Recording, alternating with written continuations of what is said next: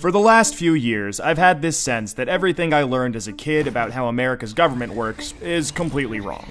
But I had no idea how bad things actually were until I saw this one graph. Researchers at Princeton University looked at more than 20 years worth of data to answer a pretty simple question. Does the government represent the people? Now, this is what they found. This axis here represents public support for any given idea. On the left, at 0%, are ideas that not a single American wants. On the right, at 100%, are ideas that everyone supports. This axis represents the likelihood of Congress passing a law that reflects any of these ideas, from a 0 to a 100% chance. On this graph, an ideal republic would look like this. If 50% of the public supports an idea, there's a 50% chance of it becoming law. If 80% of us support something, there's an 80% chance. You get the idea.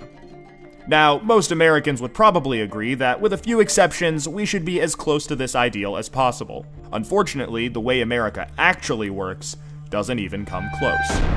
Take an idea that nobody supports, literally nobody, and it has about a 30% chance of becoming federal law. Now, take an incredibly popular idea, the most popular idea this country has ever seen, and there's also about a 30% chance of it becoming law. This means that the number of American voters for or against any idea has no impact on the likelihood that Congress will make it law. Put another way, and I'm just going to quote the Princeton study directly here, the preferences of the average American appear to have only a minuscule, near zero, statistically non-significant impact upon public policy. So if you've ever felt like your opinion doesn't matter and that the government doesn't really care what you think, well, you're right. But there's a catch. This flat line only accounts for the bottom 90% of income earners in America. Economic elites, business interests, people who can afford lobbyists, they get their own line. Look at how much closer their line is to the ideal. When they want something, the government is much more likely to do it. And when they don't, they have the power to completely block it from happening, no matter how much the rest of the country supports it. They get what they want, and guess who ends up paying for it? We pay for it with the most expensive healthcare in the world. We pay for it with a tax code that's a complete mess. We pay for it with internet that's slower and more expensive, with wasteful spending, a floundering education system, a catastrophic drug war, and 1 in 5 American children born into poverty. Almost every major issue we face as a nation can be traced back to this graph. How does this happen? Well, just follow the money. Right now, it's perfectly legal to buy political influence in America. Here's how it works. Let's say a big bank wants a law that would force taxpayers to bail them out again if they repeat the exact same reckless behavior that crashed the global economy in 2008.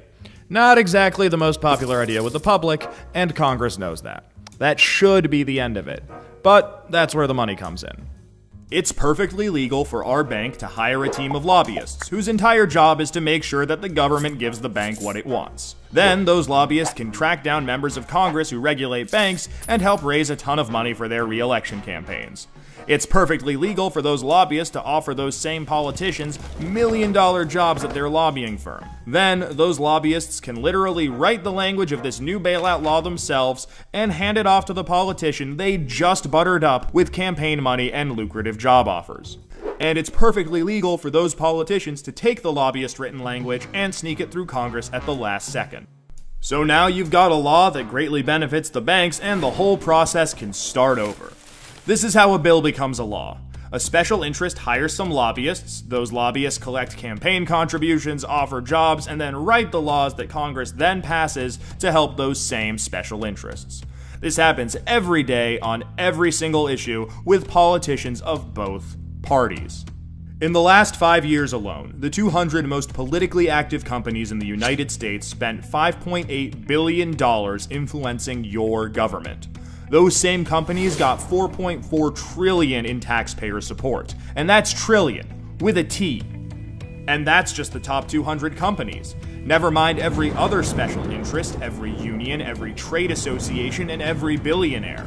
Every single one of them can use their money to buy political influence.